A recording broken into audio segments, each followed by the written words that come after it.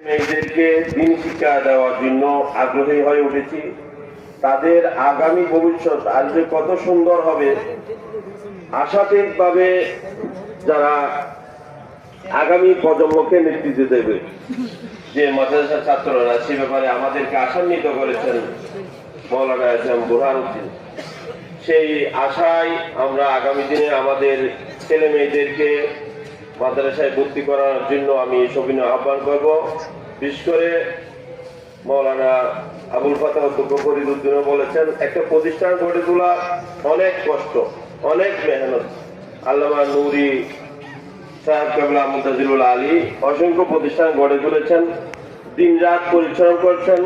আমরা দেখেছি ইমাম আহলে সুন্নাত যেভাবে প্রতিষ্ঠান গড়ে তোলার জন্য, সুন্নিয়দের বুনিয়াদী বীজ বপন করার জন্য যেভাবে আজীবন সংগ্রাম করেছেন, কষ্ট করেছেন, সেভাবে আল্লামা আবুল কাসেম নুরিও দিন রাত পরিশ্রম করছেন।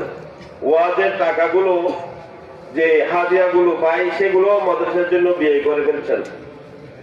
পরবর্তী ওনার ছেলেদের কি অবস্থা হবে সেটা চিন্তা যাতে ওনার কাছে নেই। যেভাবে ইমাম হাশিমের কাছেও ছিল না, সেভাবে ওনার কাছে নেই।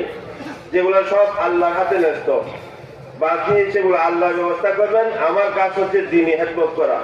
সেই দিন রাত দিনই হেদমত করে যাচ্ছেন।